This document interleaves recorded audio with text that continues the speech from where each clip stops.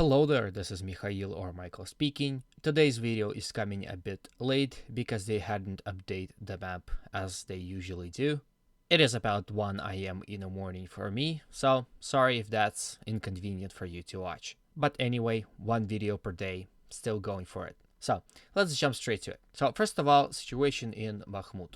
As you can see, Russians had captured village of Dubovo-vasylivka. After speculations, it is now confirmed that Russians had full control over Dubovo-vasylivka, which this map actually shows. You can also see that Russians had captured the forest line right here, so we can speculate that their next objective is going to be Dubovo-vasylivka, which Ukrainians are reporting that there are some battles already going on, so it is safe to say that Russians are not satisfied with what they have, and they are attacking beyond Dubovo-vasylivka towards settlements in this direction. Also, there's battles towards village of Zalisyansky. For some time, Russians had tried to attack it, as you can see by the arrow, but they were not able to take the village. It mostly due to the fact that Ukrainians are using any settlement as a strong point, so very heavily fortified, and Russians are having trouble storming it. Now, right here, you can see also a change occur. Russians had captured some land right here. They are, like I said in the previous video, are probably attacking along the railroad, as they've done previously a few days ago. Ukrainians are reporting that Russians are attacking and trying to take Bogdanivka village right here. Again, as well as there are battles going for Khromove. If Russians capture Khromove, they would gain a full fire control over this road right here. So very important. It's understandable why Ukrainians are fighting hard for this place. When it comes to the eastern part, this map is failing to show what basically is a matter of fact. There are a lot of video footage coming in that Russians had captured this portion of what's left of the eastern side of Bakhmut and had almost done the cleanup job, as well as there are attacking over the Bakhmutka river and fighting for the center of the Bakhmut city itself.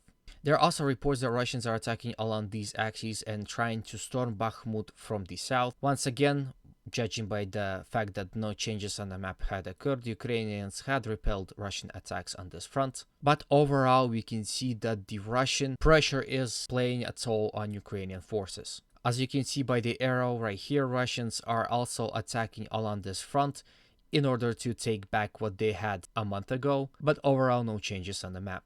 From here we go to the Seversk front. A little change occurred here. Here you can see it. So what I think this is the railroad.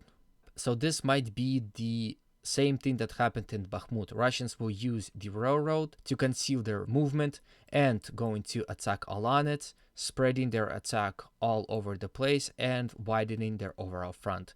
This could be an attempt to encircle and capture Vesele, maybe do a flank attack on Razdalivka, as Russians had attacked it for a long time but not achieved any victories here, or even an attempt to go even further to Vyimka and Ivano-Darivka, as well as Spirne. So this might be a new general attack of the Russian forces on this front. But overall, I think we need to wait and see where exactly Russia will go with this attack right here. From here we go to Liman front. As you can see, a small change had occurred. So here is the change that occurred. As you can see, Russians were pushed on this front. So it would seem Ukrainians are very keen on defending these settlements right here and actually conducting counterattacks against the Russians. Overall, Ukrainians and Russians are exchanging artillery duels, but as you can see, no major movements had happened on this front for about a month now. But overall, heavy fighting are reported, especially in this area right here and on this area right here. From here we go all the way south, where lies the city of Avdiivka. No changes had occurred, but there are reports that the elite VDV forces are attacking along these fronts towards village of Krasnokharivka and the overall direction of Novokalinova. Russians are also attacking on these fronts from Aputne towards Avdiivka and from Vadyani towards the village of Pervomaysky in support of the Russian attacks on this front. Russians are unable to take Nevelsky as of right now. From here we go to Marinka.